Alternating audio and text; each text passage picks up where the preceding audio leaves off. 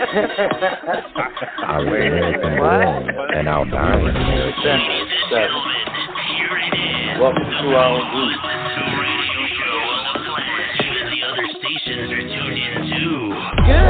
Welcome to Defenders 7. Defenders 7 has so much knowledge, and this ought to show it right here.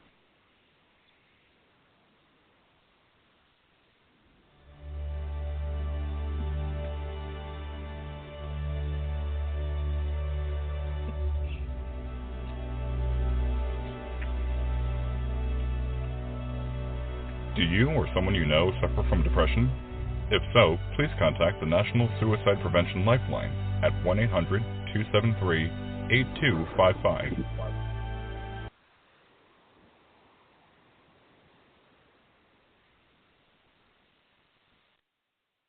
And good evening, everybody, and welcome to another Defenders 7 Tuesday night broadcast with your host, Kimberly PURVIS, Colonel Kimberly PURVIS, and I'm the general and co-host of the Defenders, Bobby Ormsby. Welcome. Before we get on with our show, I need to read our disclaimer. The views and opinions expressed on Defenders 7 radio show and Facebook page are those of the callers and or authors and do not necessarily reflect the official policy or position of the Defenders 7.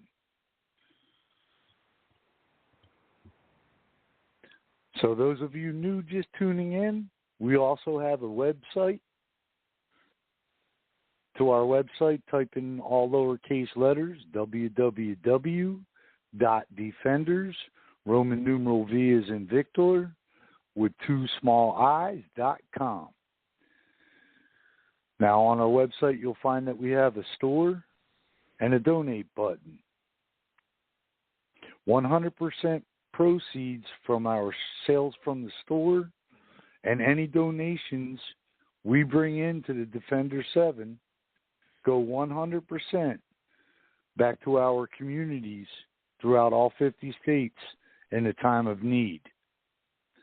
So please, by all means, purchase something from our store or just hit that donate button. Every dollar counts. That's the only way that we're able to provide our services to our communities. Now, we can be reached on our national Facebook page by typing in the search box all capital letters, Defenders 7. Just know before you click that join button, we expect all of our members and future members to participate in everything we do throughout the Defender 7. Meet and greet, which is a face-to-face, see who's in your community, get to know each other so you can rely on each other in a time of need, survival training, etc. Now, if you get in and you feel that you can't participate or don't want to participate, you can always leave. No hard feelings. We could also now be reached on MeWe by clicking on organizations and scrolling down to Defenders 7 Humanitarian Patriot Group. Now, for tonight's show and all the shows we do here on Blog Talk Radio, we like it when you call in, give us your opinions, your input, your thoughts. And that number to call, area code 914-205-5773. Again, the number to call to participate or even listen, 914-205-5773. Now opening up the phone lines, folks. And I am welcoming your host, our Colonel, Kimberly PURVIS. Hello. Our Captain of Wisconsin, Lorna Munson.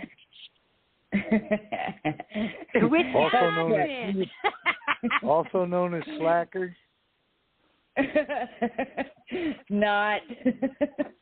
And I believe Slacker we have too. Maria Delamain on. Good evening, ladies and gentlemen. How are you? I'm here. That's about it. I'm pooped. I had physical torture today. I actually stayed home today. Pretty much stayed off the phone and didn't work because I've been having too many late nights and early mornings. I'm getting too old for that.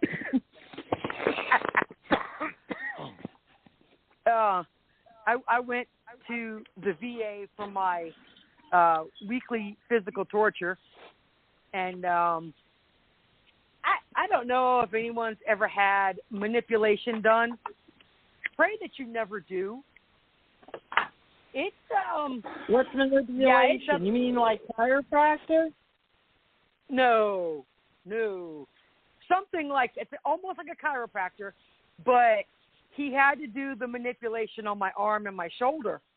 And my physical therapist she's stumped with the exercises that she gave me. I should be feeling some relief, and I'm not.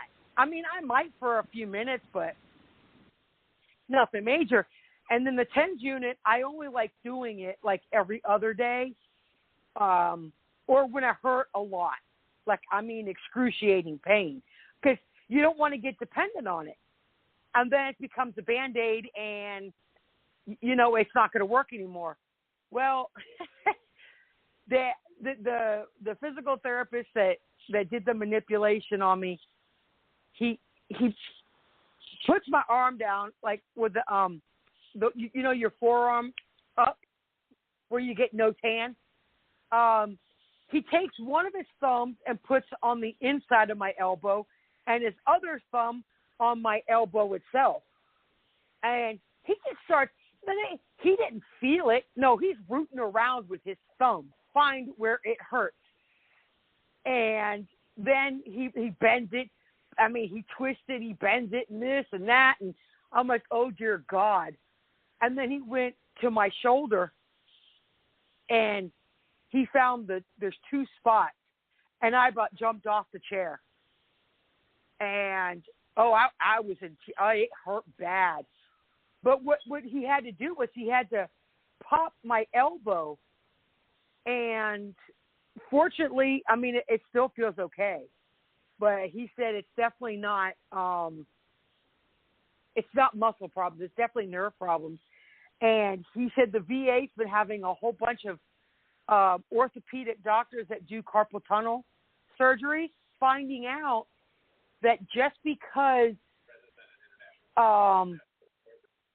that the EMG shows you have carpal tunnel, it doesn't mean you have carpal tunnel.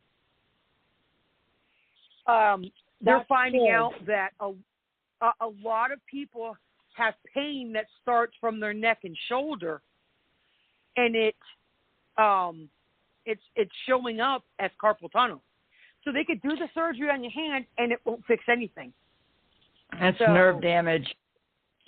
Yeah. And I've already had the ulnar nerve done in my elbow, and now the radial nerve on the other side is acting up. They were trying to tell me that I had carpal tunnel, but I knew differently, and then I went to my chiropractor, and he asked me if he did this one certain test where you just hold your arms straight out to your sides, and he told me to tell him when they went numb. It wasn't even 5 seconds, and I had no pulse. Oh, wow. So what was it? And that's nerve damage. Well, carpal tunnel is nerve damage. It's a matter of where you're getting the nerve and whether or not from. It's repairable. Not all nerve damage is repairable. No. See, that's what they're saying. They're saying a lot of people with nerve damage in their neck and their shoulder, is what's causing the symptoms of carpal tunnel. So that's why they're doing the EMJs from the neck, shoulder, and elbow down, and that's how they'll find out. So, but yeah, they said that I'll probably have to have surgery eventually. There's nothing they can do, really. I mean, you can't do physical therapy for the rest of your life. It's not gonna cut it. So, alrighty. Anybody have a birthday, anniversary, or anything like that? If you do, you can call in so we can say happy birthday or happy anniversary, or message us. It's okay. Do it however you want to do it. And I need everybody to do me one favor. I need you to think about something. Well, actually, it's only those that are Gen X. Anybody before boomers, it's I know boomers didn't do any of this stuff. So it's anybody that's a Gen X. Think of the dumbest thing that you possibly could have done that you didn't die from, and let us know. Because at the end of the show, I'm going to go over a few things that if this generation, Gen Z, or even some millennials would have done, it would just like they'd be freaked out about it. There's no way they would do it, I should say. So, but anyway, for tonight, we wanted to do, I know we touched on it on Saturday. Yeah, it was Saturday, about EMPs and certain things. So I wanted to go deeper into what causes the different things that causes EMPs, for one thing, and what to do and how long it takes, for the reaction from the EMP. Also, let's see, what else was it? Solar flares and CME, which is a coronal mass ejection. Nope, that's the next thing. What happens immediately after a nuclear explosion, your survival rates, things like that. It's basically all of those things kind of all wrapped into one. A nuclear meltdowns and things like that. And then how to survive a volcano, like how long it takes for the ash to go across and things like that. So I thought it'd be really cool. And then there is this one page that I found. It's the 11 most catastrophic nuclear meltdowns and disasters. So, and I think some of them were from when they first started with nuclear power plants. So, but anyway, I don't want to say here's exactly what's going to happen. There's been a great deal of talk surrounding EMPs, and EMPs promise destruction and disruption on a scale that's unimaginable. And the attack on infrastructure and equipment of a nation directly by frying into anything that utilizes a computer chip or circuit board or electrical drives or devices they'll be done. And that means that all of the vast and intricate networks that we rely on they're gone. Think about how our cell phones have changed. Like back when they first came out, we had these big gaudy cell phones the size of a damn mug, like the big coffee mugs or your remote control. And now they're size of a cigarette pack, or smaller. And how everyone's become so, I don't want to say accustomed to them, addicted to cell phones and laptops, tablets, all of that. And I think, okay, whatever, it will cripple. A massive EMP would cripple an entire generation of people right now. and I think they would lose their mind. So EMPs are a very real threat, and one of the most likely big one when the shit hits the fan scenarios. And usually an EMP is typically thought of as a secondary effect of a high-order nuclear warhead detonation. So the high-altitude detonations, those are the ones that's global or ends up being global compared to a nuclear missile that, you know, they shoot it off. So also EMPs can also be generated by purpose-made technology that can produce the same results without any of the messy side effects and destruction of a nuclear-tipped missile or bomb. Yeah, I'm here. Yes, I'm here. Oh, okay. Listening. No, it's just, I know. I just want to, because it does, like, I say it all the time. It just sounds like I got kicked off. Oh, well, I keep my mic keeps... muted, so I keep my mic muted so as not to have background sound or echo. I don't know why I asked. I keep, you know, the one time I don't ask, I'll be kicked off, and you guys will be wondering what the hell happened to me. So, what do you? I'm gonna stop right there for a second. What do you guys think would honestly happen if an EMP, like something that's not caused by, we'll just say something that's not caused by a nuclear explosion or a high altitude one? How do you think, in all honesty, that this generation would handle it? People that's in their early 20s and younger. I think it would depend on their family.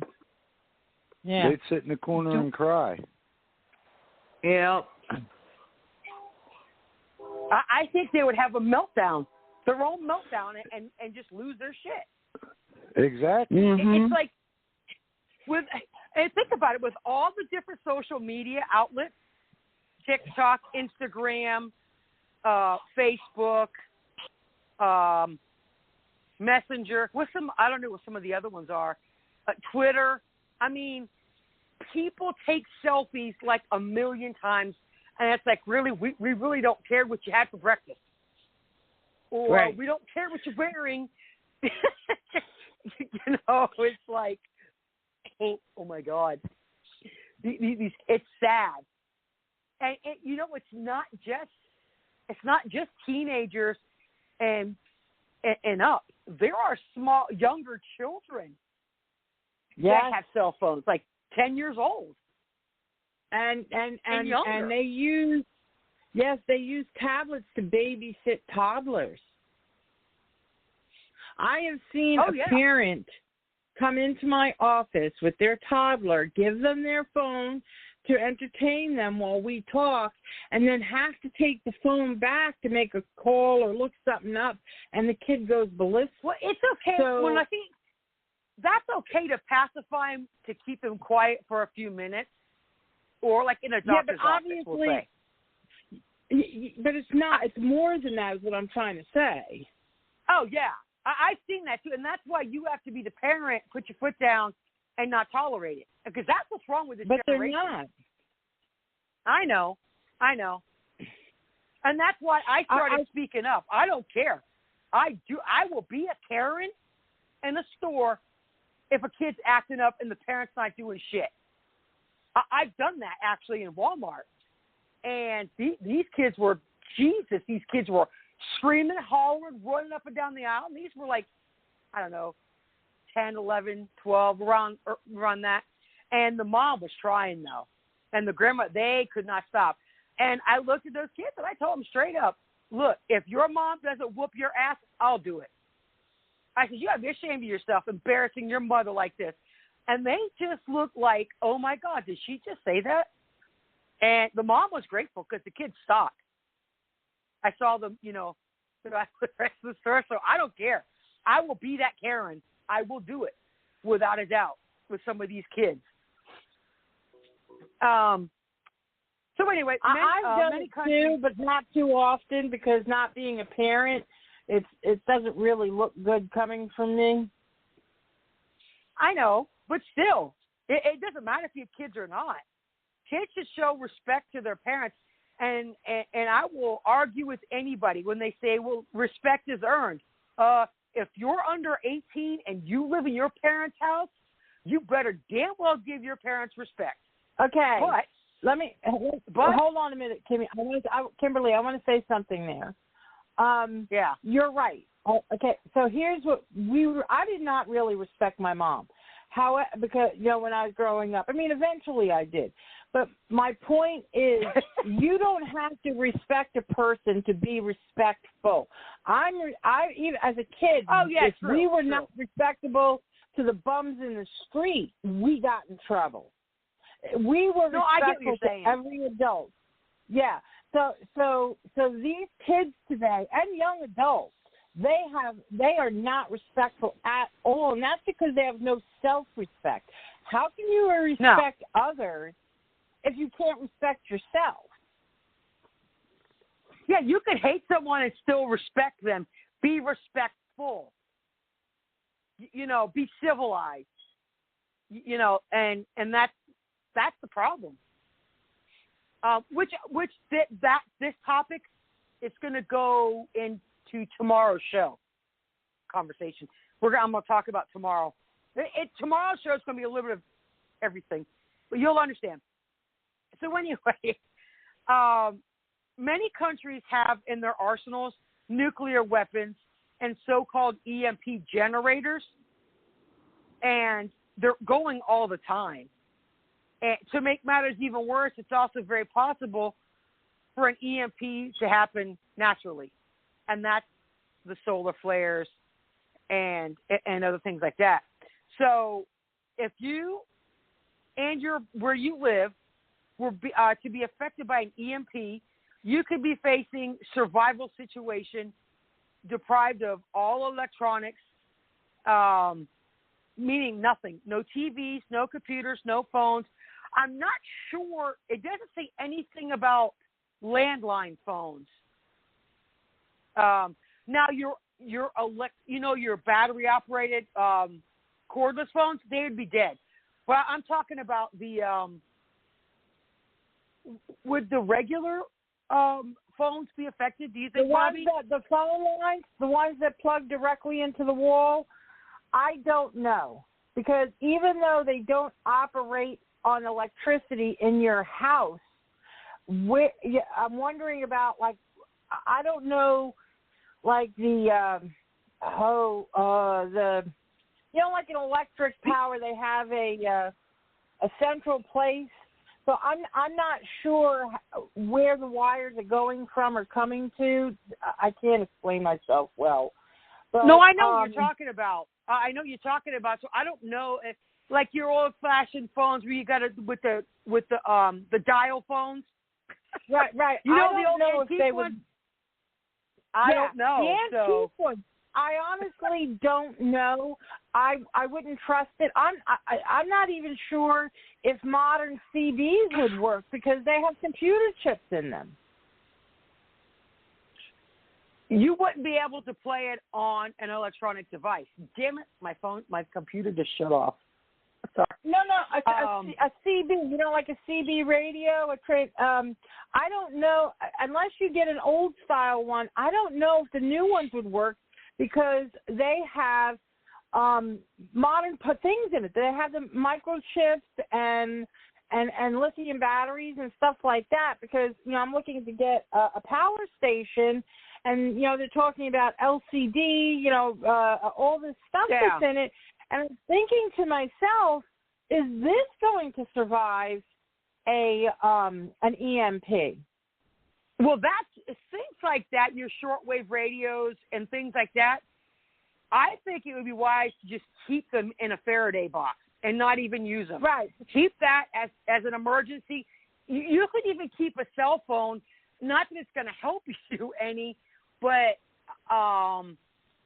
if you have any information in it and other things that you might be able to keep in that cell phone, Oh, Oh, sure. You But you can plug a USB into it. True. It's also sometimes called a transient electromagnetic disturbance. It's a brief burst of electromagnetic energy, and most of the time people call them an EMP. And I didn't know this. It can also do physical damage to people. Like a bolt of lightning. You mean like if they have a pacemaker or something? If they have a pacemaker, yes. It could kill them because it's a mechanical device. A bolt of lightning is a side effect of an EMP. So have you ever, I've had lightning strike like literally 25 feet away from me.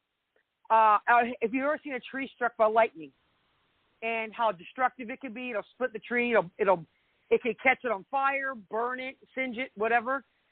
Sometimes there's EMPs that come from outside the Earth's atmosphere. And it is possible for a meteor to hit our atmosphere and cause a pulse when the meteor breaks apart. So the sun can also produce EMPs from the surface. These are called solar flares, and they do happen all the time. But the ones that cause the most damage are the coronal mass ejections. Those are the ones that do a lot of damage. Nuclear EMPs are generated both as a primary EMP resulting from the blast and a second EMP resulting from ionizing the surrounding air as the electrons are ripped from the atoms and then reattached, another pulse is emitted. Damn.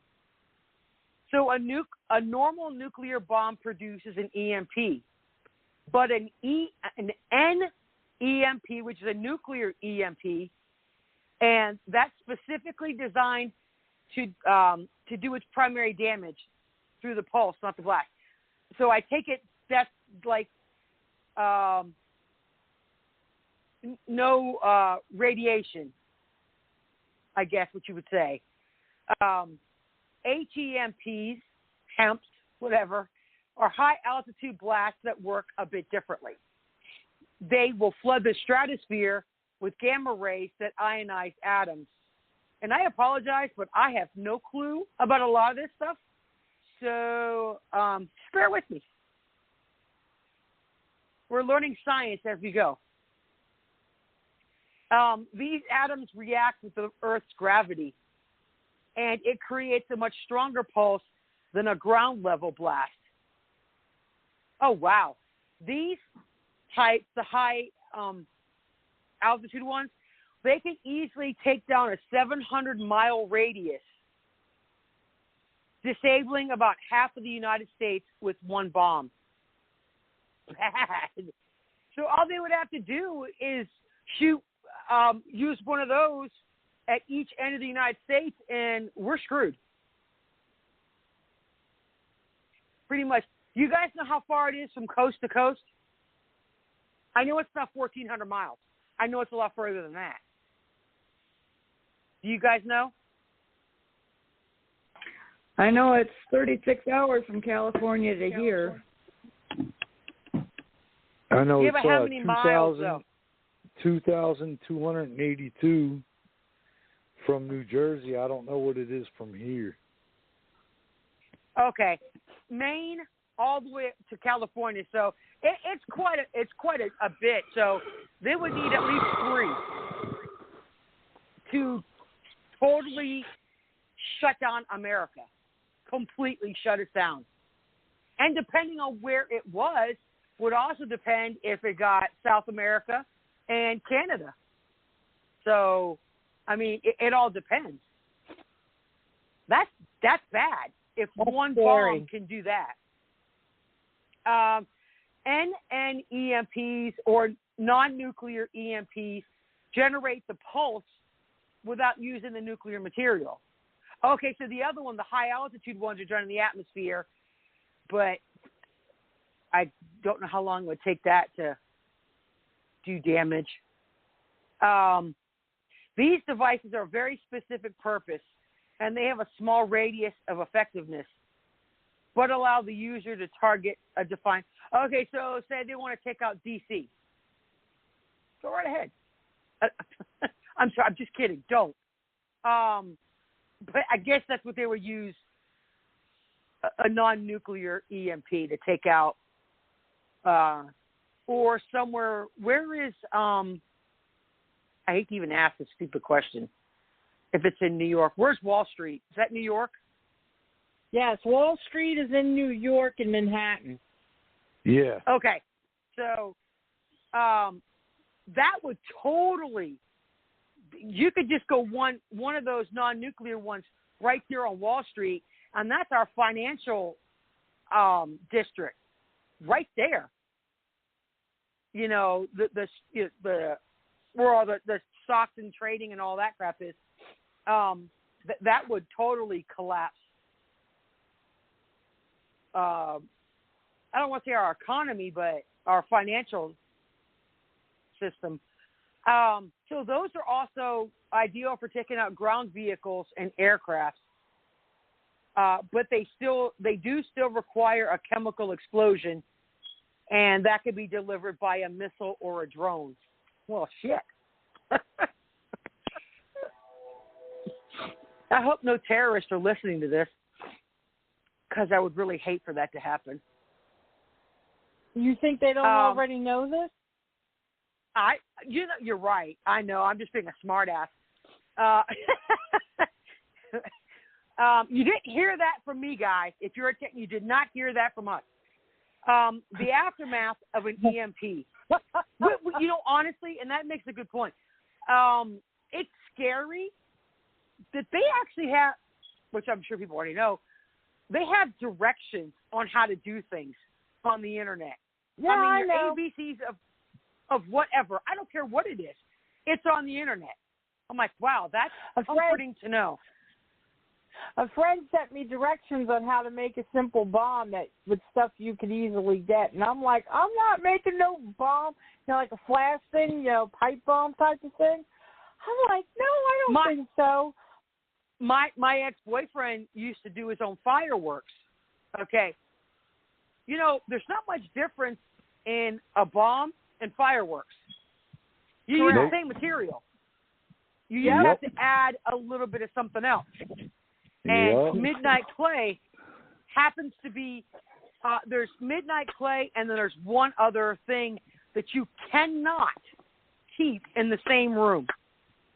They have to be kept in two separate places, because it will blow a hole. It will destroy a house and cause a massive crater where your house is. It'll take a block out. Mhm. Yeah, I learned that because the FBI was at my house. Anyway. Hey, do you know where the safest? Do you know where the safest place to keep powder is? No. In the refrigerator. In the refrigerator. Oh, really? Keeping it cold. Why? Yeah. Because if you have a power outage or an electrical surge or even a fire in your house, they're so insulated that the fire doesn't even reach the temperature it needs. Oh, that's true. And it keeps the powder I fresh. didn't know that.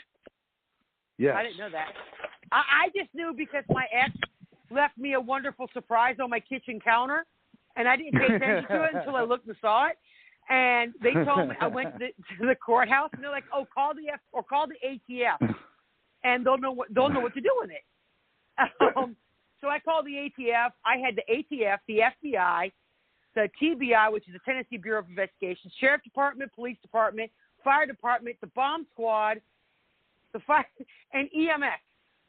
And they couldn't figure it out. Oh, no, they did. They made me leave my dogs in the house, and they shut the block, 2-block radius down, and they made everyone leave their houses. And they took it, the bomb squad took it, and they took it down to the lake, and they put it in one of those things to detonate it inside of. Yeah. You know what I'm talking about?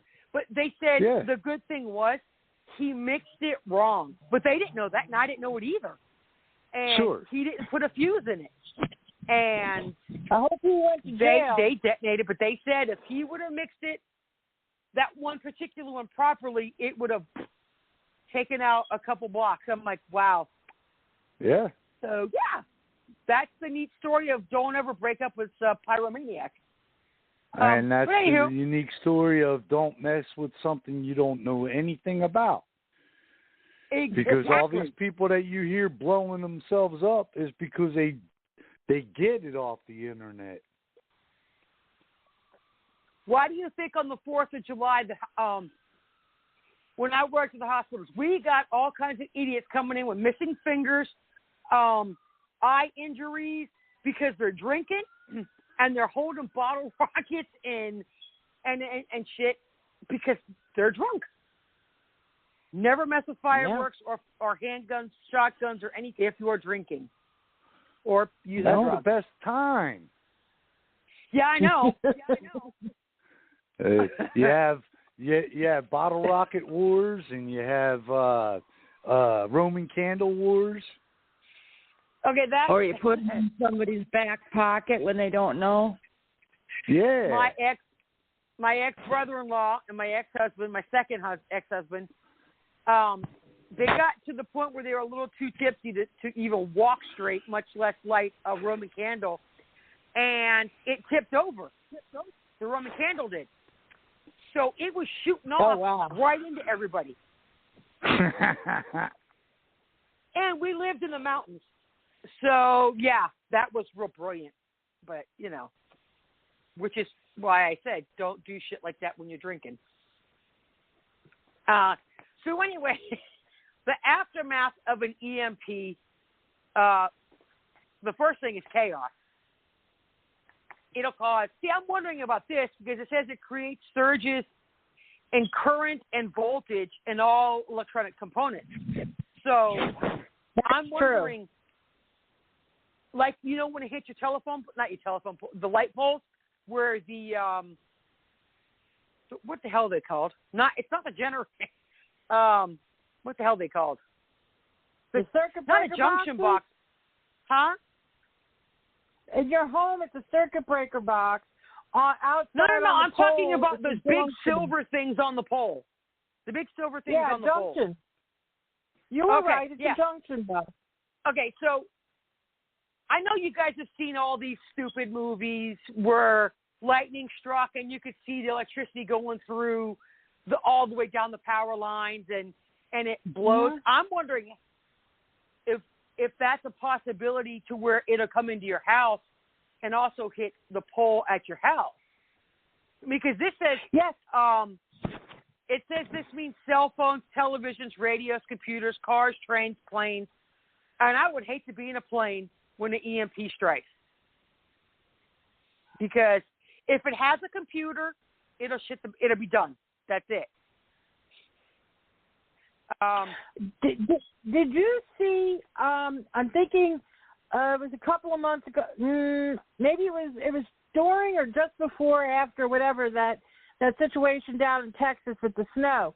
There were a couple of states that there were some kind of electrical storms or whatever, but people took pictures of exactly what you're saying.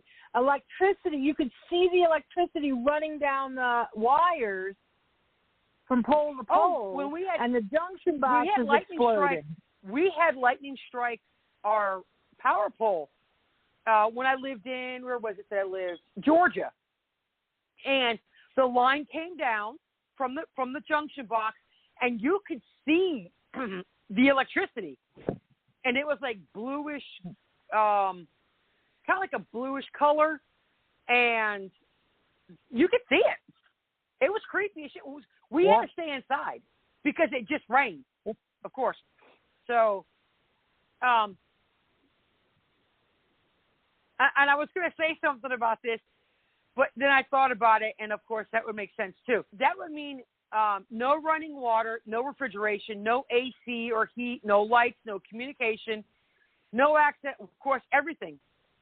And I was thinking about the running water. Why wouldn't you have water? But then I thought, I answered my own question. If you have a well, the sump pump has a computer in it, does it not? It's usually, yes. And they're plugged in. So I answered my own stupid question. Yeah, don't mind me. I do that a lot. Well, but they here's said, something, Kim. Huh? Kim, so people with well water, even if they have a modern pump, can convert it to the old-fashioned pump. Oh, yeah. The one that they have them at the parks, and you have to pump the water, and you pull that handle all the way up. And I don't know why I'm doing this, because I know nobody can see me doing it. I'm actually doing it with my hands, thinking you guys could see me doing it. Jesus. But it says, yeah, laugh now. Go ahead. I know the rest of whoever's listening is laughing too, if they caught it. So the electrical grid would be permanently fried. That's like an Italian. Hold their hands. They can't talk. I'm not Italian, but I talk with my hands.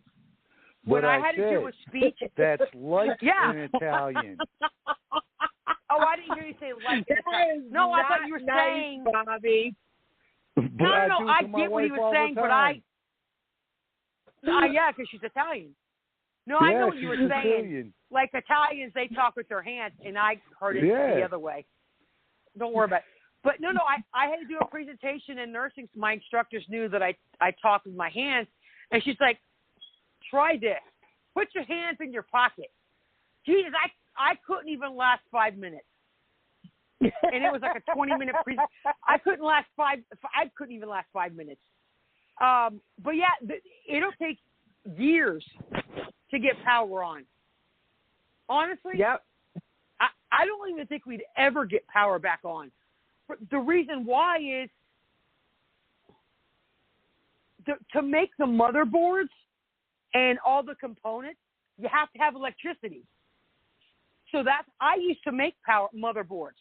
I used to work for SMC, and they made I made parts for Lucent Technologies, and what's that for the military company, and I cannot think of what it's called to save my life. It starts with an S. Damn. It was an S? Starts with an S. Yeah. Shit. But we used to make parts for the military. I used to make motherboards for a lot of their parts, and we had a strict inspection. But the thing is, and we made motherboards. I say motherboards. The parts for remote controls and stuff. I don't think we would ever get power back on, because in order to make them, you have to have electricity, or you're hand placing tiny. I'm talking parts that's 1/8 of an inch long, and you have to get the polarity right. I mean, it would be almost impossible. I don't even know how we got started to begin with. Well, you're not going to get computer stuff, but yes, you could. Electricity, think about it. Edison did electricity.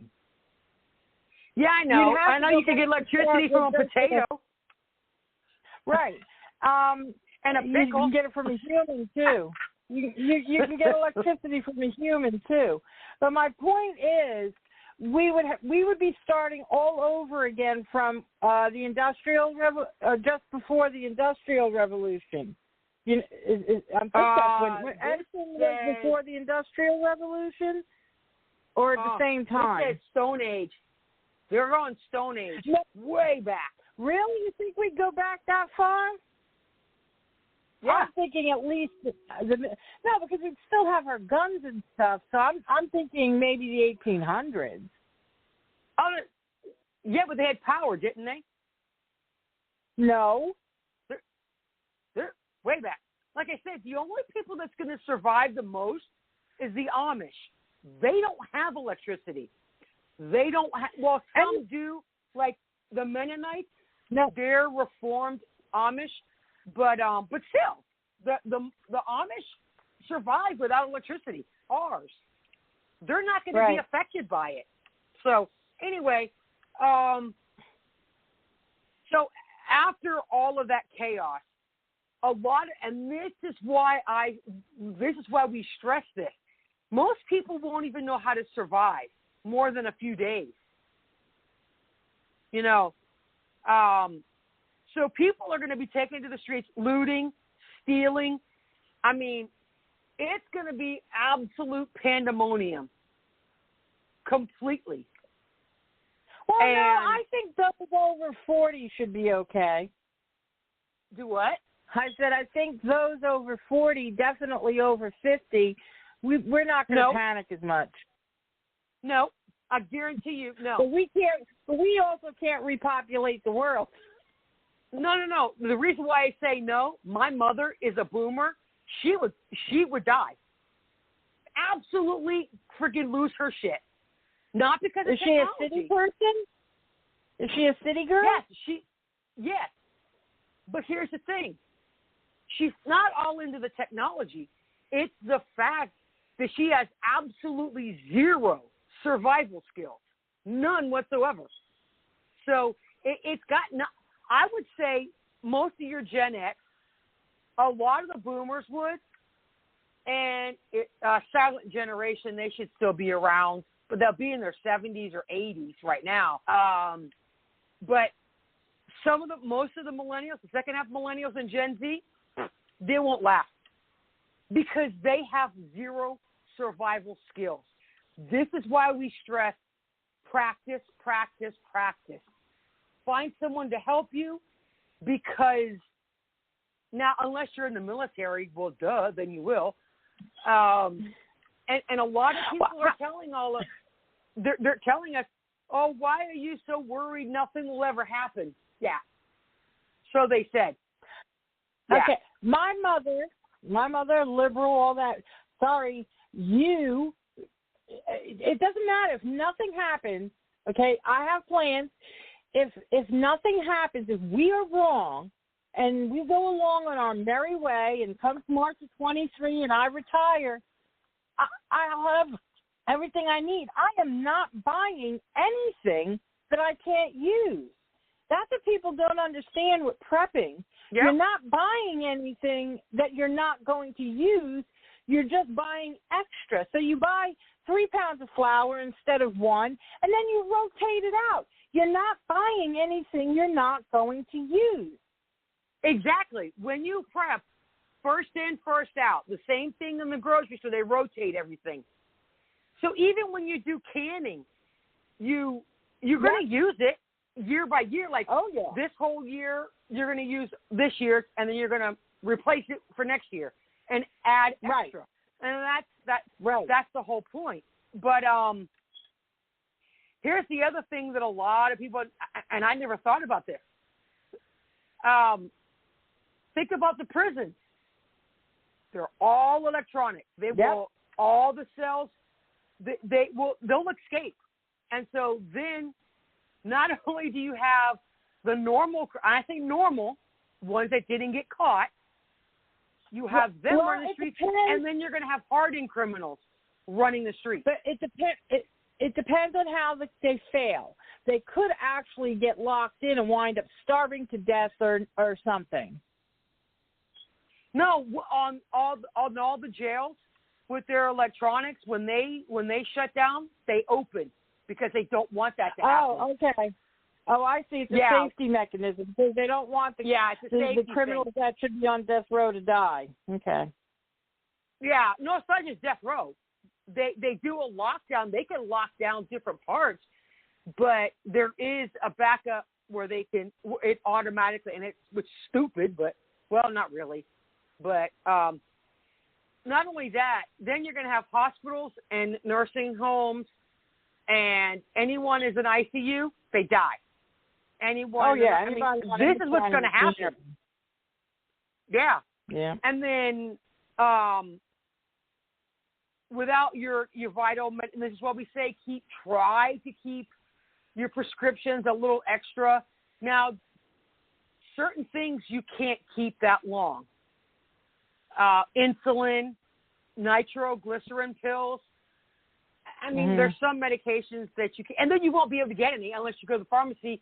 And at that point in time, if something, I'm gonna just say anything catastrophic happens, where everything shuts down, think at that point, are you willing to steal to save your family and save yourself? Yes, you're going to have, of course, and that's just it. People have to change that mentality. You're not going to have any choice. You're not going to have a choice. Oh, I know. Everybody's going to be doing it. Exactly, but that's what's going to happen. Let's see. Holy crap! An estimated as many as 500. I doubt it. If this happens anytime soon, because our airlines are not even running hardly. But they're saying an estimated 500,000 people would die. But I don't think with travel not picking back up. There's still airlines going, but I doubt it'd be that many people. So let's see. Yeah, and then we'll just end up with like another 9/11. And depending on where all the planes are, they're just going to fall out of the sky. So even if there's 1,000 planes in the air, look where they're going to land. So they're going to have that problem. Some people, depending on how they land, what kind of plane it is, and where they land, some might survive. But then but if they're in the middle of the ocean, they're still fucked. Sailboats should be any kind of boat that doesn't have a motor will be okay. I guess we're going to have to get the old-fashioned sailing ships out of, all the antiques. So, they do that thing and they have all our naval ships. Every country's naval. Yeah. If you're in an elevator, you're SOL. You think it would fall? No, they would just get stuck where they're at. No, they would just get stuck where they're at. I have watched enough disaster movies to know that you can get rescued from an elevator. Oh, no, I know. But what I'm saying is you'd be stuck there until somebody could come and get you. But how are you going to communicate? So, okay. Of course, being complete darkness.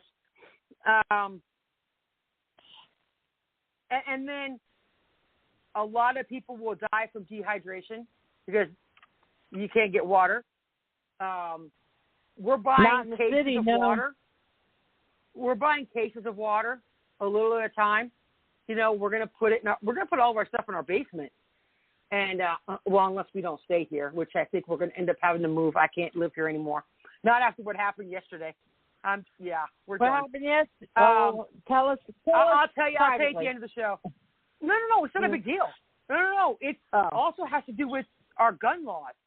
So, yeah. Yeah. Somebody was telling me that the best place to move to is central Idaho. Montana, Wyoming. They in Montana, but they said the best place, because they did a lot of research on it, the safest place is central Idaho. I don't know why, but I asked her, and they said because it's for a number of reasons. It's distance from nuclear power plants, the fact that the low population. And I've some other reasons she mentioned, but I thought it was kind of interesting.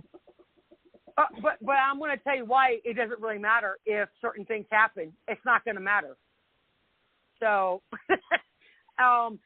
you want to be in the country, have easy access to get to the country and away from people. For a simple fact, they're going to want your shit. So, and it's not good to go and announce to everybody and their brother what you have. So, be very,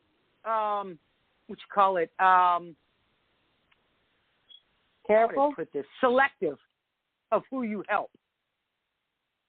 If you're not near a group of people that, like our group, if we could get all centralized, I'd love it. But I would too.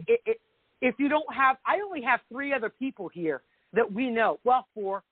And my son's friend, his dad has over 100 acres of land. And they already said if anything happens, go out there and live with them. So we'd have 100 acres to go live on. But let's see. So backup generators would be down. And also this would go along with the nuclear power plant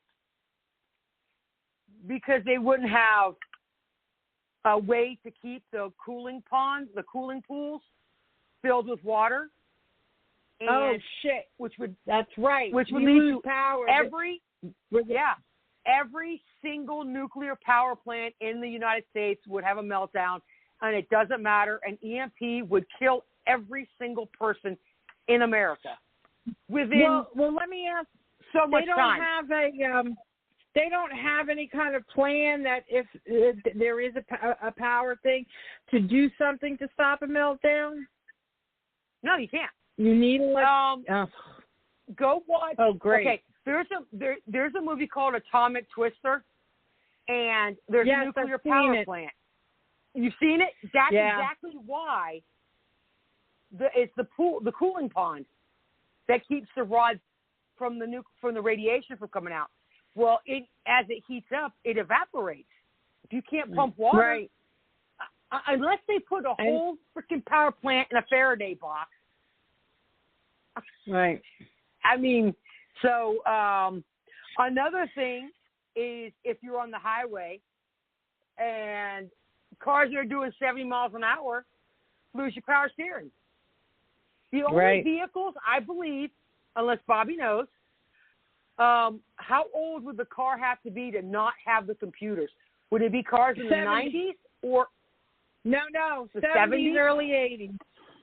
Early 80s, maybe, depending on the vehicle.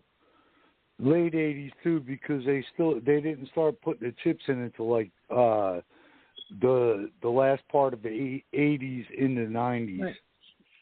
Yeah, what about the alternator? The higher end vehicles started a little earlier. But what about the alternator?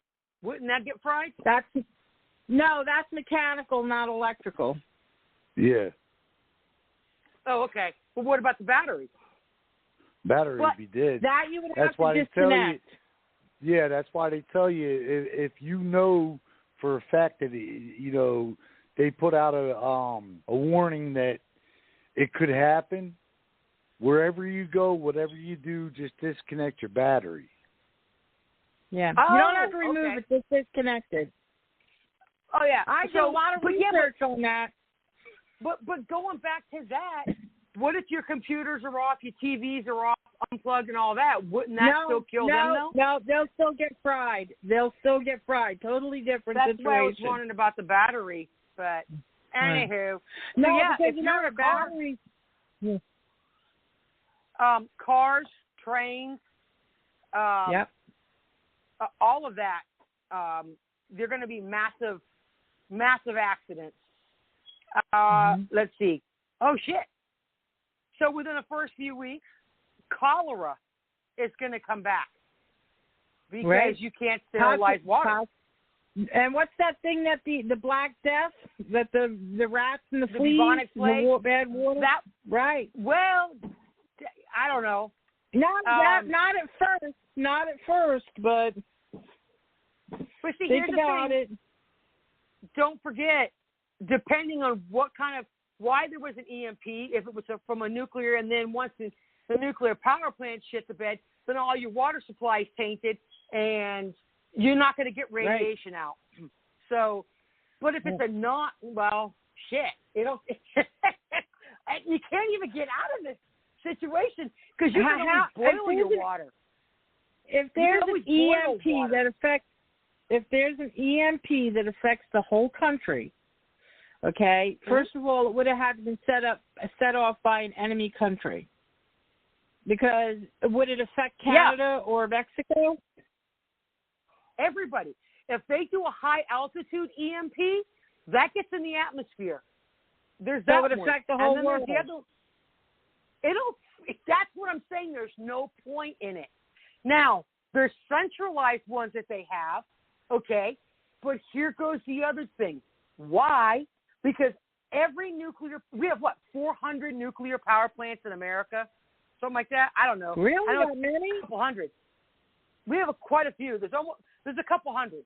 But I thought it was 4. It might be wrong. It might be a little less. But here's the thing. All of that nuclear radiation gets in the atmosphere, right? The jet stream will carry all of that all over the world. Right. So what's the point in nuclear? That's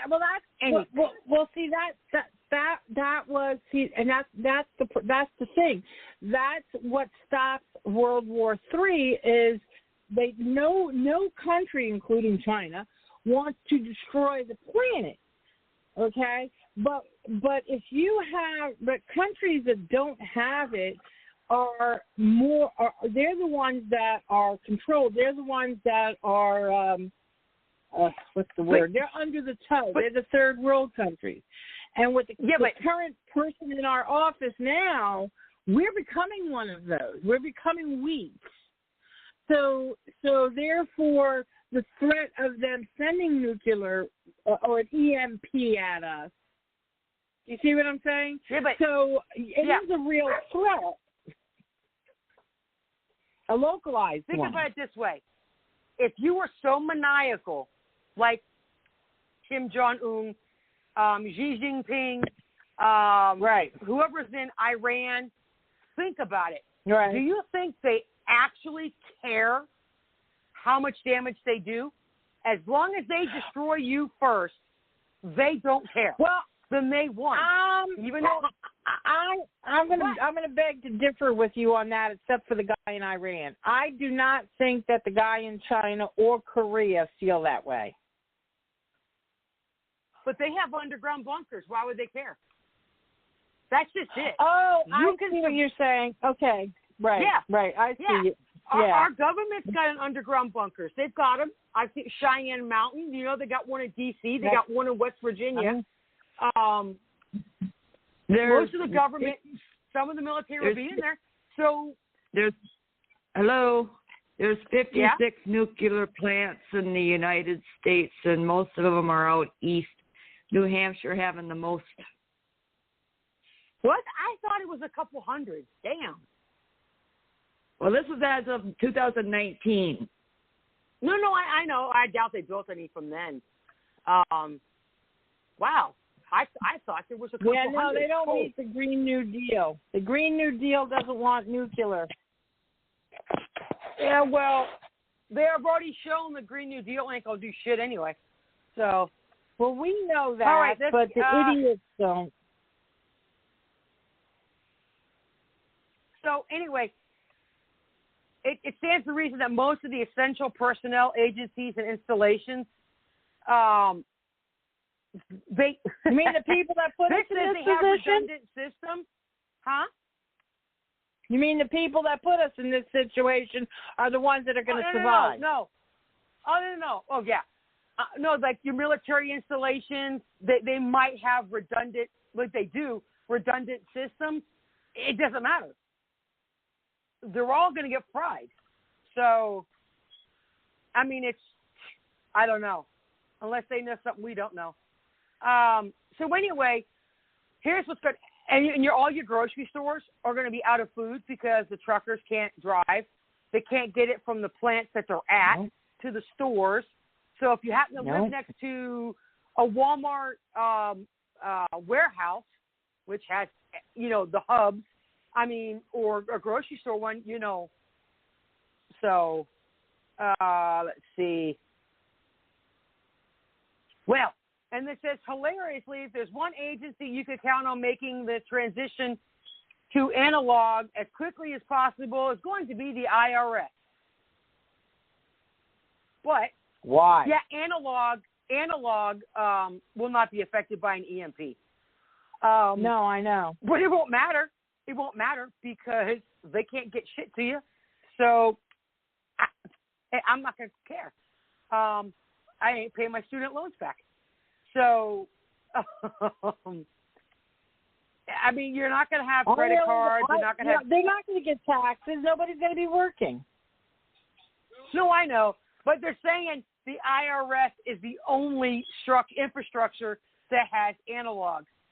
Because if they ever got hacked, that's why they do the analog and not everything digital. Right. So it says there's quite a few military. Well, the military vehicles would not be affected because they're not. There's no computers in them. So lucky them. So yeah, and then let's go to the next one. So solar flares or sunspots. It says sunspots are areas that appear dark on the surface of the sun, and they appear dark because they're cooler than other parts of the sun's surface. Solar flares are a sudden explosion of energy caused by tangling, crossing, or reorganizing of magnetic field lines near sunspots. But if you're dumb enough to look at the sun without glasses, go right ahead, because you'll burn your retinas. So apparently, that's why for a solar eclipse, they tell you to look through that whatchamacallit. Those glasses? Yeah. Either glasses or you may get a tube. Yeah. I used my phone. That last eclipse that we had, where it was at 4 o'clock, and everything went pitch black, and it dropped 20 degrees within seconds. But you know the other weird thing about that eclipse? No. One sound. It's like birds stop chirping. Yes, it was complete, deafening silence for like 30 seconds. Kind of creepy, actually. I don't know why. Well, if the animals ever start acting weird, know that something is happening. Yeah, and that's what I was wondering too. Like all of your herds of animals, even dogs, they know when cows know when storms are coming. They know when. I mean, it's weird how and birds, because of she has that little thing in their brain that does their sonar. They'll start dropping out of the sky. I think it's an instinct. No, it's the thing. No. There's something about birds and their sonar and how their internal GPS, how they know where they're going, is tied into the core of the Earth.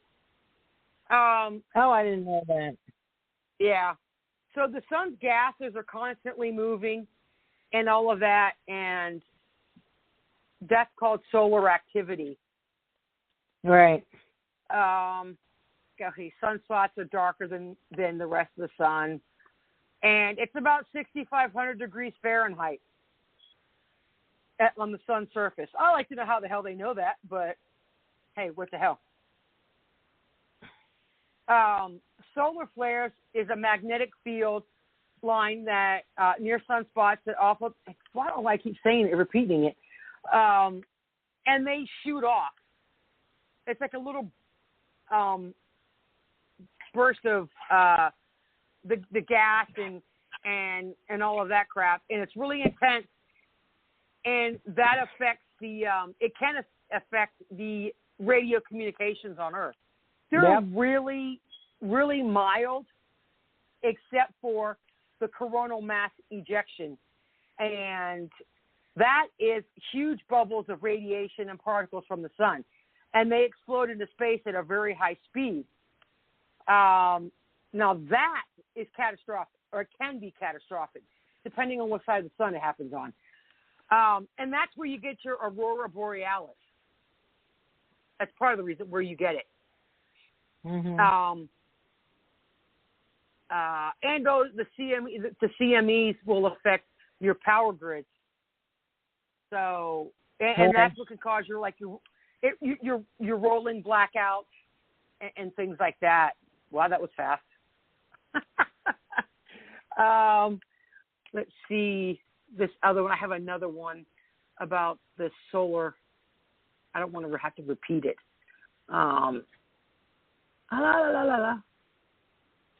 You guys can talk amongst yourselves real quick. I went over this, but I want to make sure it's not doubled. Like I said, my camper, I got a small one, and and if I might have to unload stuff, but I don't think my camper weighs much more than one of those old style colonial, the wagons, from the wagon trains. Oh yeah. I'm pretty sure my camper doesn't weigh much more than one of those, and I can attach a couple of horses to it. True. So, like with the CMEs, fluctuate at ground level down here on Earth, and it can blow out power transform. It can blow up power transformers. Also, anything like the satellites. I know some. Your Sirius radio, isn't that satellite? Isn't Sirius radio satellite or one of them radios? Yes, it is. Yeah, that would be affected. So cool, yeah. But that's right. That's right. If there's a solar flare, we wouldn't just lose the regular stuff. We'd lose satellite too. Yeah.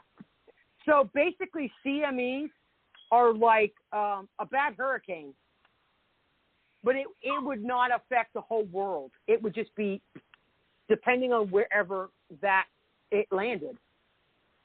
So same thing as an asteroid.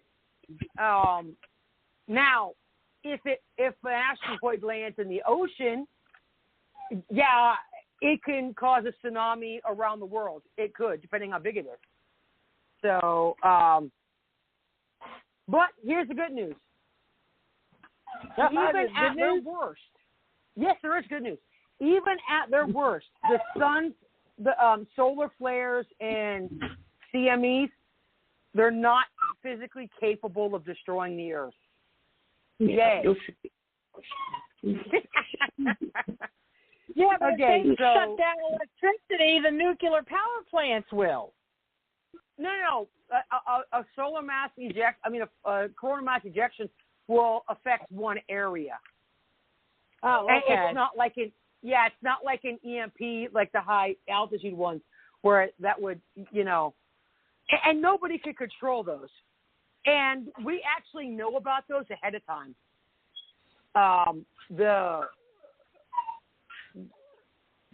The space station, NASA, they all know where these solar flares, because you could see it happen. Well, not happening, but like it's going to get ready to happen and shit like that. So, and that's good.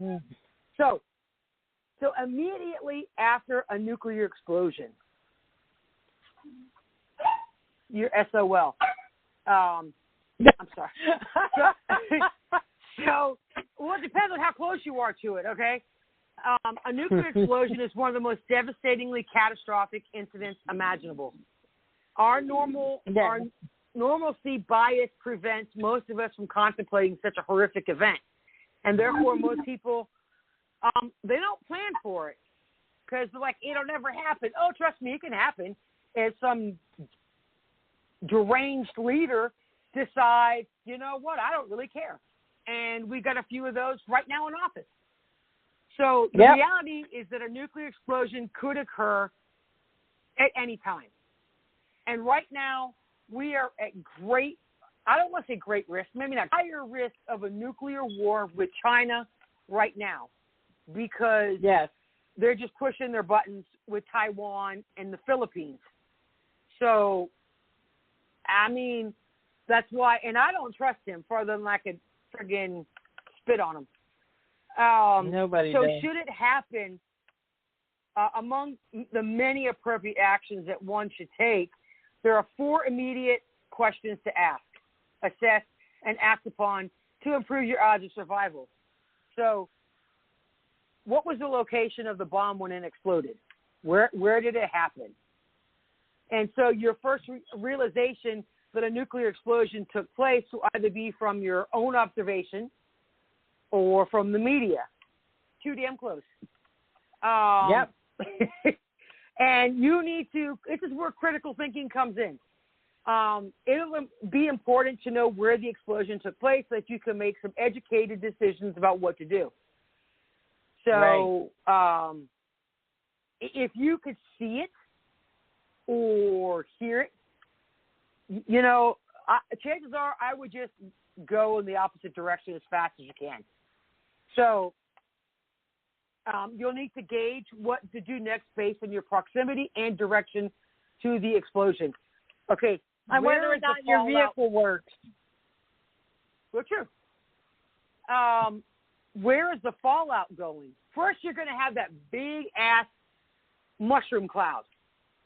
Okay, that's the first, and then everything. It kind of like it comes down, and it's like a volcanic explosion, I guess, where everything goes out, and that's the problem.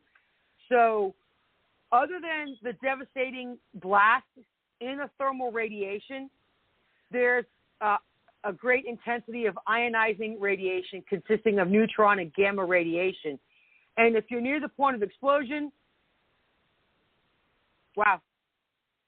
you're likely to be non-existent, or you're about to be. So they're talking within 50 miles or less. So I'll tell you, I'll be honest, if one of the nuclear power plants goes or we get hit with a nuclear power bomb, I want to die right away. I don't want to survive through that. Like the Terminator, you know, the Terminator where everything's vaporized. Right. Yeah, you damn straight. Right. If there's a nuclear bomb, I hope it's like right in my vicinity, so it's instantaneous. You don't even have time to call your family if they're not near you. So, yeah. So, however, with the increasing distance, the radiation decreases. So the farther away, your odds of survival are higher, but they're not over. So the nuclear explosion will result in some amount of radioactive fallout, and that's called residual radiation. That's a mixture of radioactive. Oh shit! That was my dog. Scared the crap out of me. All I see is two ears on where my computer's at, and all I see are these two little black things poking up, and they're moving, and it scared the crap out of me. Jesus. Sorry, I tell you, my attention span's like a goldfish. So the mixture of radioactive materials with pulverized debris. So you're going to have rock, dirt, trees, buildings, cars, you name it, it's going to be in there with all that crap. The fallout is within the expanding mushroom cloud, then begins to drift with the wind currents. So the mushroom cloud will go with the wind, but it's the act of the explosion where it pushes out. That's also going to be the bad part. So the heavier radioactive particles will fall closest to the explosion. And the farther away from it are from the explosion, the less airborne radioactive material will reach your area. So the fallout is going to be worse along the downwind path. So depending on where you are, if the fallout, if you see the wind is blowing towards the nuclear blast, you're not going to, I mean, you'll still be affected by it eventually when it goes around the world, but it's going to go in the opposite direction. So, so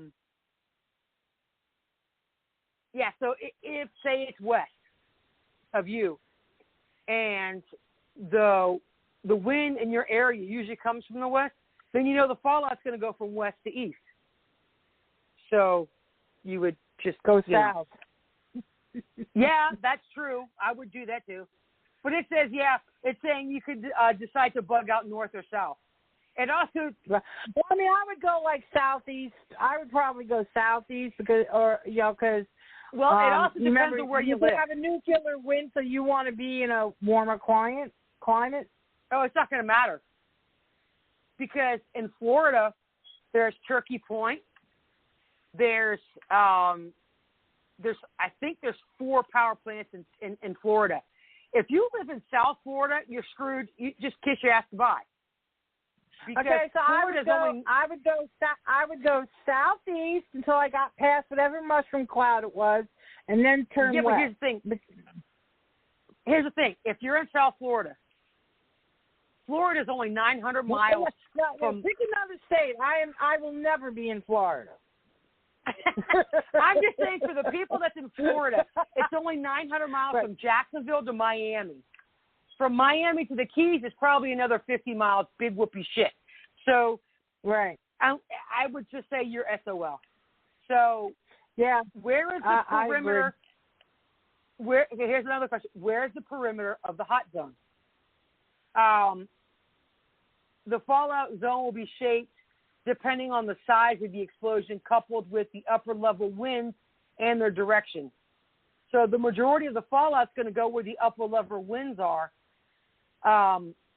because the explosion is going to reach tens of thousands of feet into the atmosphere. So that's why it's going to be way up there, and that's when they'll get in the atmosphere, and that's when everyone's screwed. So, and if there's little to no wind, most of your fallout's going to be within that radius. So, I'm trying to see. And then also, will there be a second nuclear explosion? So, if that's a nuclear war, then, well, and it does not say how many miles.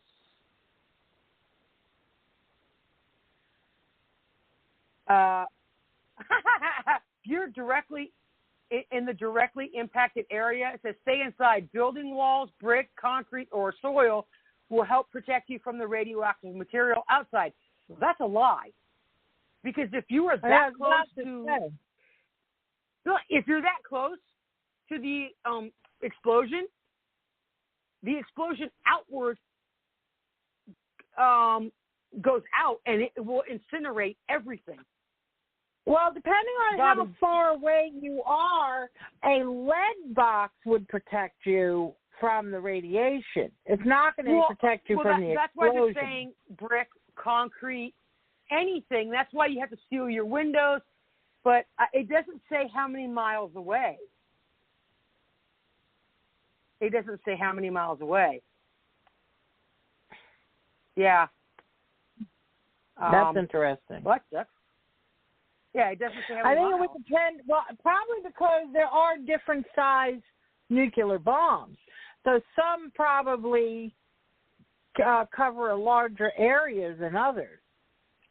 Bobby. Yes.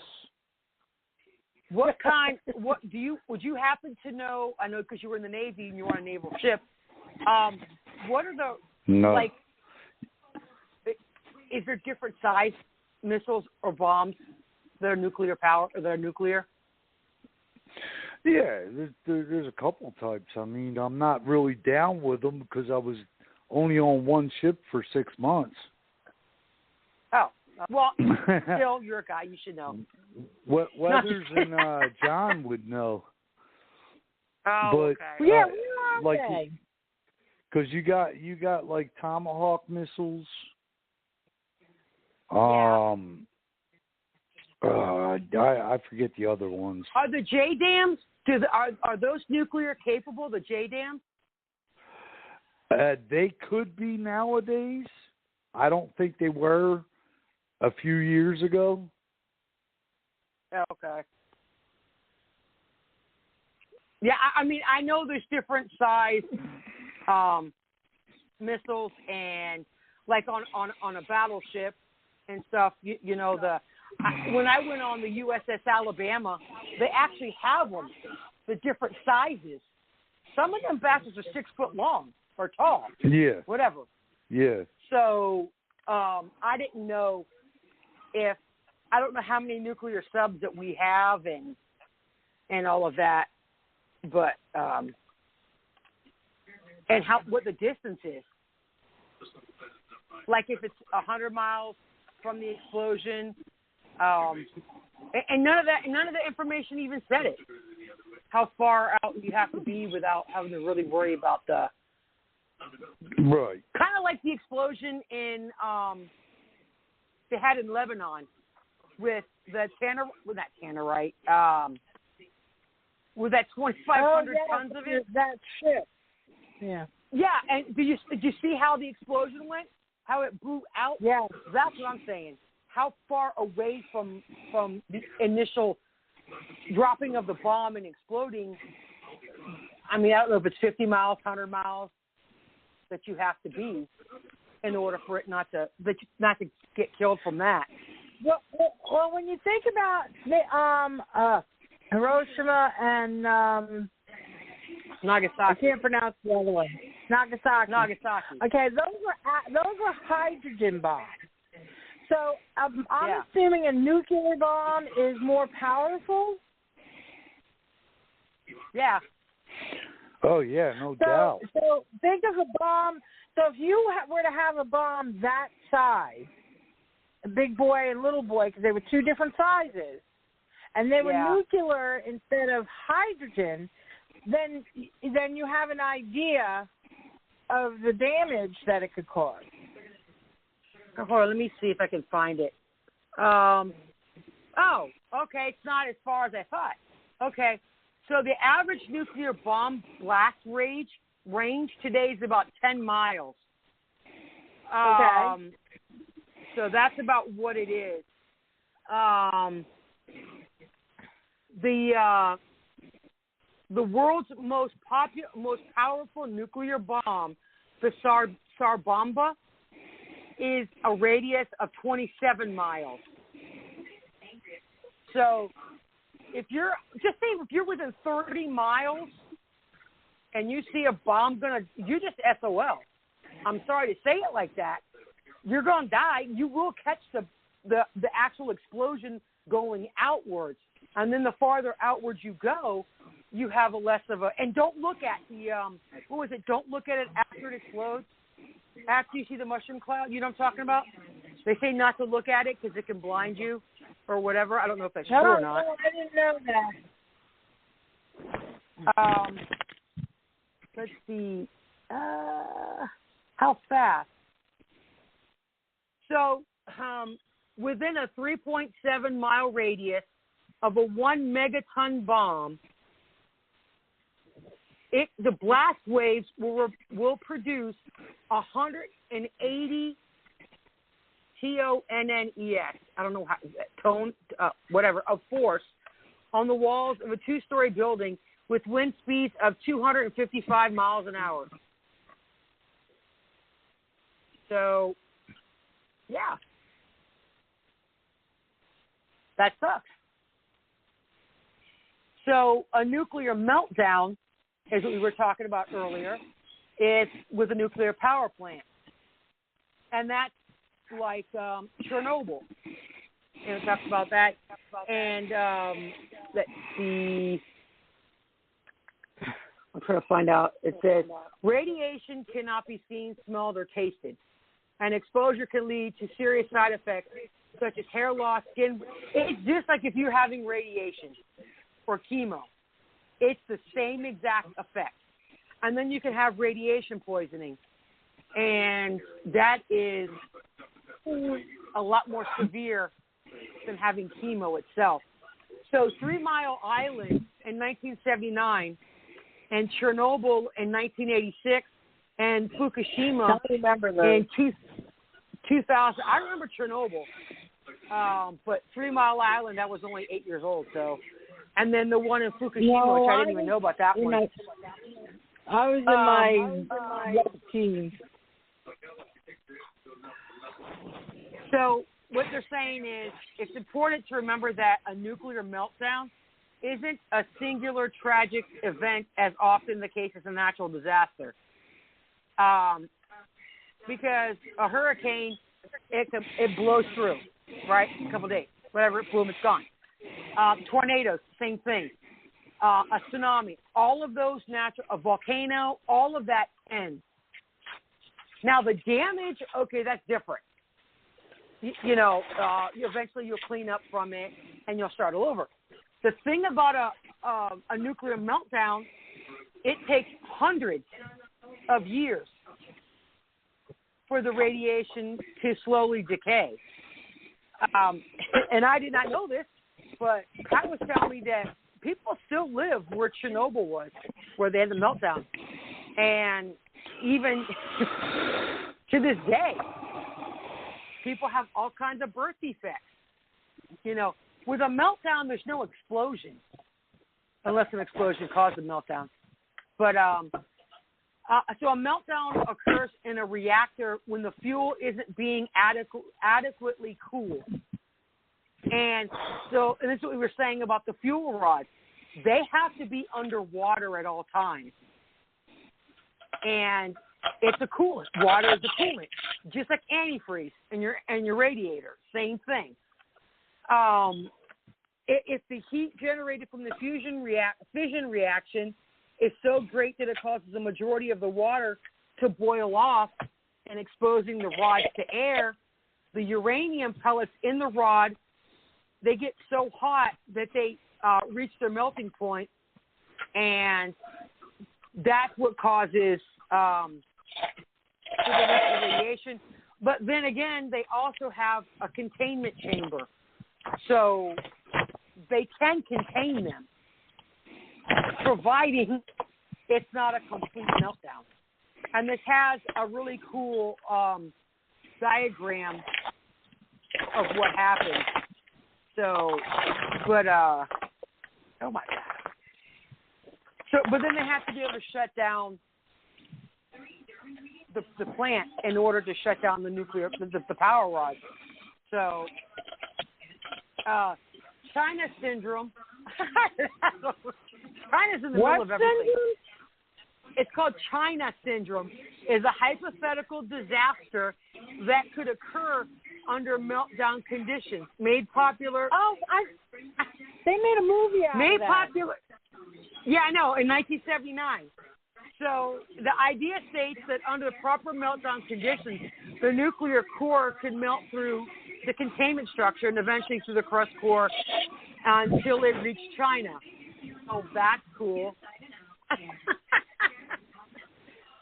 Yeah, I remember that movie. The Andromeda Strain's another interesting one. It says, as the movie states, and it's not theoretical, is that the core hits, as the core hits groundwater, it blasts into the atmosphere and sends out clouds of radioactivity. And so, depending on which way the wind was blown, would depend on how many people were killed. And it says, wow. So, I guess according to the movie, is what it's saying is the whole state of Pennsylvania would be permanently uninhabitable. So, and just as they released that movie, 3 Mile Island had a meltdown. And the fuel did not manage to melt through it didn't go through the bottom of the reactor pressure vessel. So, however, due to concerns of hydrogen buildup, the plant operators vented radioactive gases into the atmosphere.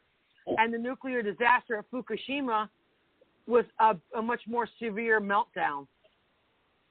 So I'm going to check out that movie. It's a good movie. Andromeda Strain is good too. The movie that I was telling you about, it was made in the 70s. Something green, Soylent Green. Soylent Green with Charlton Heston. One of the best horror movies I've ever seen. But honestly, that's what scares me. That's where we are right now. Huh? That's where we're headed. I know. We are. I'm not going to spoil it. Go look up Soylent Green. It's Soylent Green. Yes. I've seen it at least 4 times. Charlton Heston is awesome. Oh, I know. It kind of reminds me right now of what Bill Gates and all of them are trying to accomplish with exactly this makeshift beef. Yeah. It's not what you think. It's wow. And believe it or not, The Simpsons did an episode about Soylent Green. I don't watch The Simpsons, I'm telling you, but The Simpsons, man, I don't know how they get all their information. Somebody said that one of their writers is a Freemason and he knows all the secrets. Uh-huh. So here's a list of 11 nuclear meltdowns and disasters. And so this sucks ass, and I feel bad for Japan. So March 11th, 2011, they had an earthquake that registered 9.0, right? So it struck Japan. Then it caused a tsunami.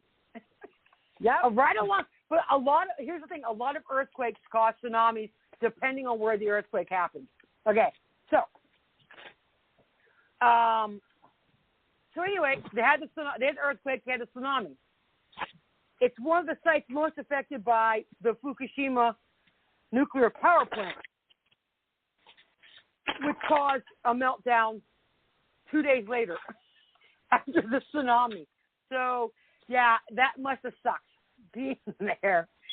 So, it was the worst nuclear accident since 1986 in Chernobyl. So, like I said, Chernobyl, Ukraine was in 1986. And this is why I believe some of these were when power plants first started. Tokamayura, Japan, they had one in 1999. Mm-hmm. I will post these to our page, and I'll see if I can get them in the Telegram somehow. 3 Mile Island in Pennsylvania in 1979. Yep. They had that one. Mm-hmm.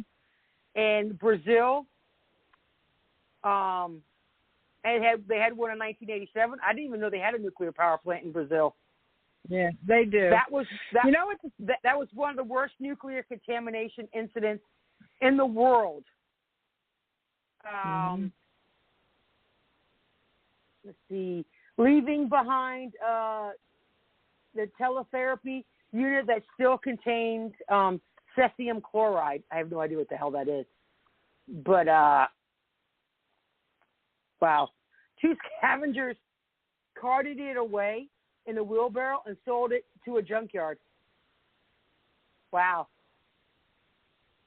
And then it exposed them to radiation. And then it irradiated their friends and family all over the city. 245 people were exposed to radiation, and 4 people died from that. Wow. So from the stupidity? From stupidity, greedy stupidity. Yep, absolutely. This one is the K-19 North Atlantic Ocean in 1961, and I believe that was the Widowmaker on the nuclear sub. Yeah. I remember hearing about in the system. I saw the movie about that, and yeah, it was there. It was sad. Yeah. Russia had one, and I'm not pronouncing where the city is, but it was in 1957. So I don't know, and it looked like when it was under construction. So it's the years following World War II.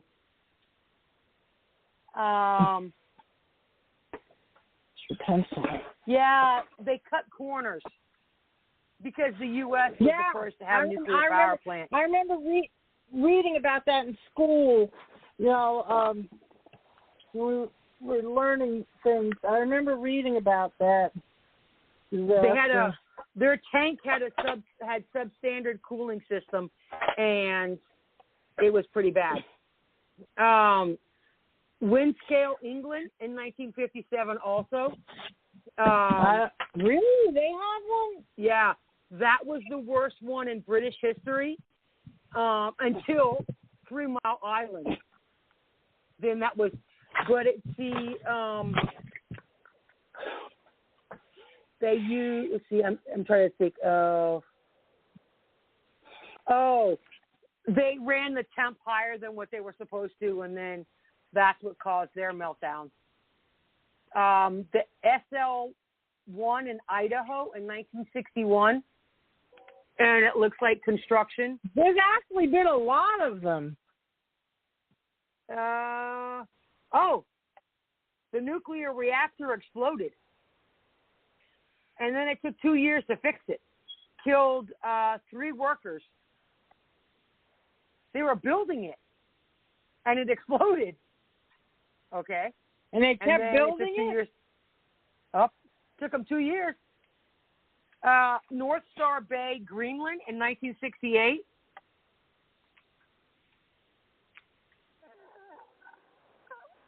Yeah. Has France had any?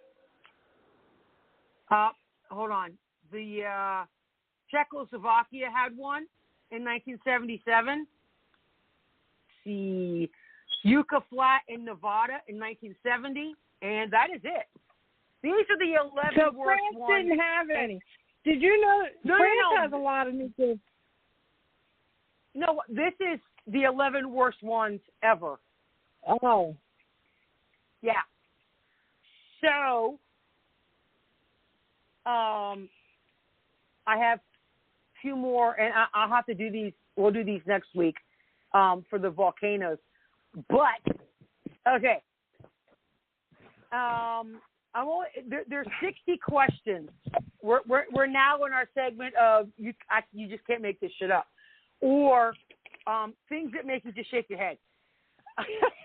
And if anybody thought of anything stupid they did when they were a kid, if you're a Gen X, you'll understand a lot of this shit. But there is one that this is not funny. It's really sad. So this happened in the early 1900s. I forgot the guy's name. It was Henry, or Larry, or something. He broke up with his girlfriend, and she got really depressed, and she killed herself. So her brother was so upset by it that he went to her ex's land and shot him in the face. And then her brother shot himself, and he killed himself. Well, the guy did not die at all. Apparently it grazed his face, and he lived. But here's the creepy part. 20 years later, with his son, there's a tree. And they tried to cut it down, and they could not cut it down at all. So they decided to use dynamite. So when they blew up the tree that went through, that grazed his face, embedded itself into the tree. So from the explosion, the force was so great that it dislodged the bullet, and it went through his head and killed him instantly.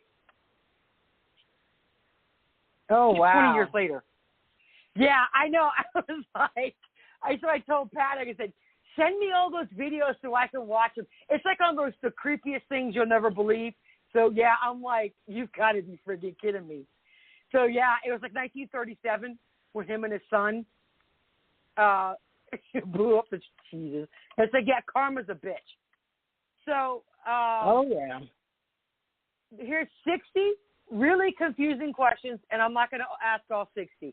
I'm going to do 5 at each show, and I'll do it like that.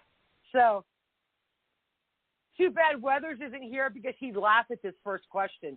And I know Bobby's going to laugh. Okay. Would you call it a hostage situation when someone with multiple personalities threatens to kill themselves? No.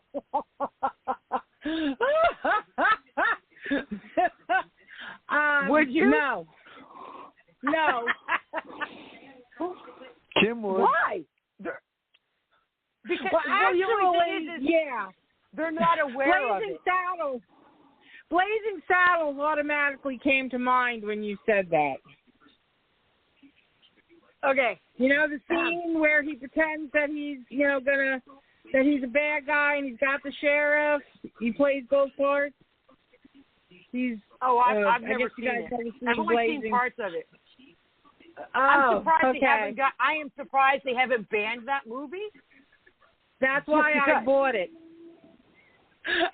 I immediately went out when they banned when they put warning labels on the Muppets and banned Dr. Zeus. I immediately went and bought Blazing Saddles.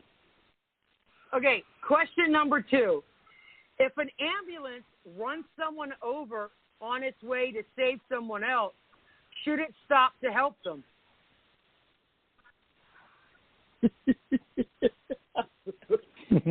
These are thought-provoking questions. Okay. It should, but it won't. It should, but it won't. But, okay, so here's the thing. If an ambulance does hit somebody, they do tell them to send an ambulance to the other location, and they end up taking that person. And, wow. Okay. They say, okay, here's the thing. This is kind of stupid. And this is why my kids drove me nuts. They say money doesn't grow on trees, but why do banks have branches? Oh, I've always wondered that.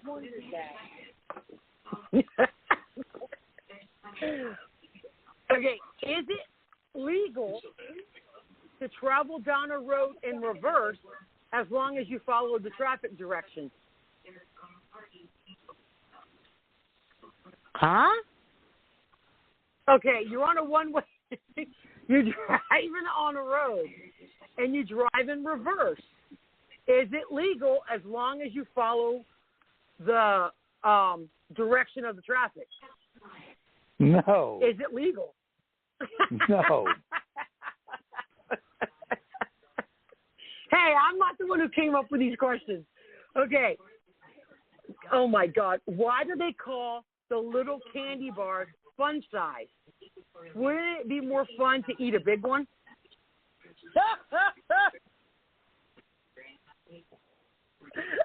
Yeah. Oh, I'm going to have to ask this because I cannot wait till tomorrow. And this is if 7-Eleven is open 24 hours a day, 365 days a year, why do they have locks on the doors? Good question. Yeah. So I'm going to stop there, and then I'm going to go to the Gen X one. But there is one other one. It's not one of these questions. Why is there Braille how to drive up 8PM? Yeah, right. For blind people. No, for blind people that walk up to it. No, a drive up ATM has Braille on the ATM. Why? Okay, it's a drive up. Well, after hours, there are people that can drive, or maybe there's a blind person being driven by a sighted person and doesn't want to give them their passcode. I know that. But, or you sit in the back seat and you do it. I'm just saying, it's a little odd, okay? So. The law says it. So maybe they're using the same pattern that they used to use on the pay telephones. Okay. So Gen Xers, we're surprised that we're still alive. Just sheerly by the dumb shit that we've done.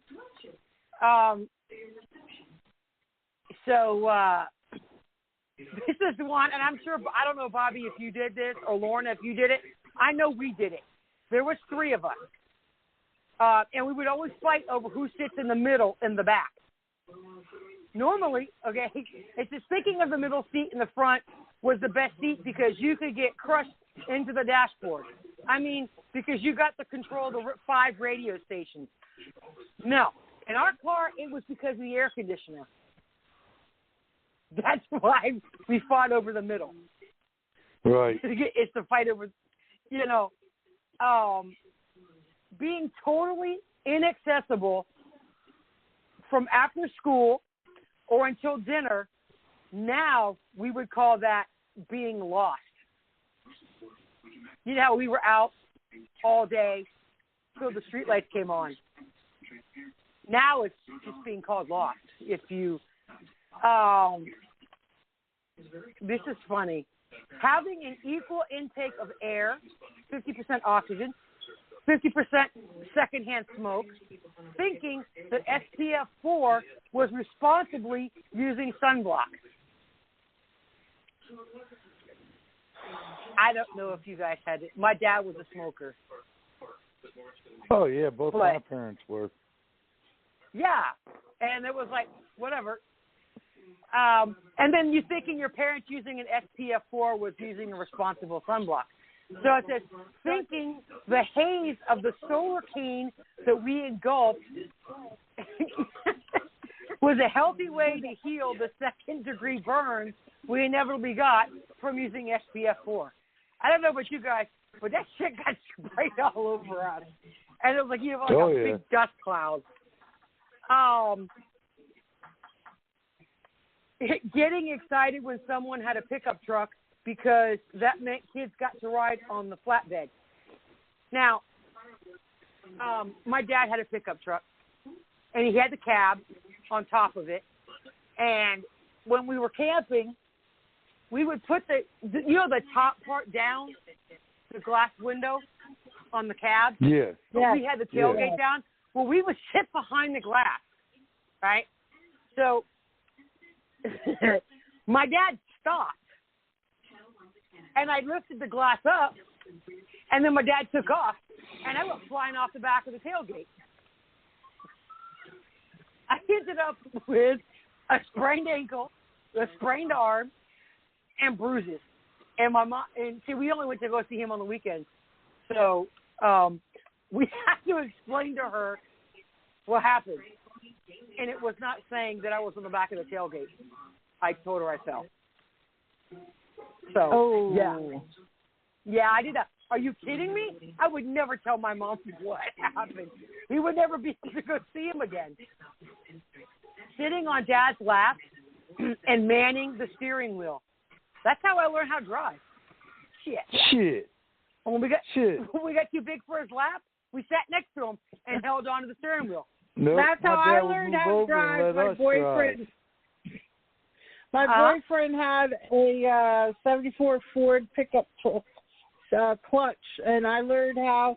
First, I had to learn how to listen to the engine, then how to shift, and I better shift when he hit that clutch because if it grinded, I was in trouble. And then, I learned. That's how I learned. Okay. I'm going to do these two last ones. Okay. I don't know if you guys remember this. Did Lorna disappear or is she still here? She fell asleep. Okay. Playing on a rusted swing set where that one leg always popped out of the ground, threatening to propel itself into space and then came back down with a thud. What were you playing Those on? are the best. Huh? What were you playing on? Okay, you know the swing sets, there's 4 legs, and they're in the ground, right? Sometimes people would concrete them in. Yeah. Hell no. We'd swing so high that one leg would pop up out of the ground and then slam back down. Yeah. Oh yeah. And then we would see who could swing the highest and jump from the swing.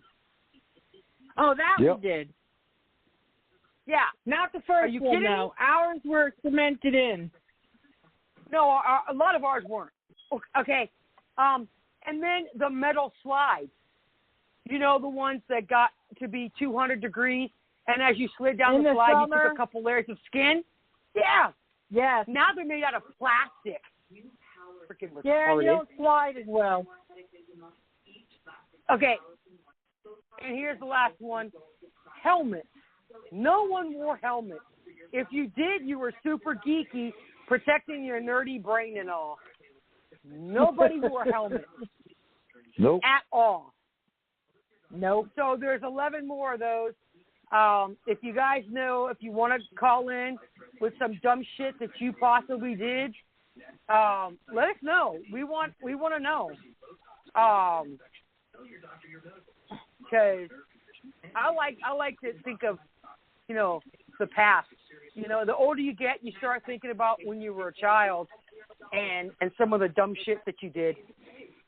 Yep. All right, we got 2 minutes. I'll let you guys.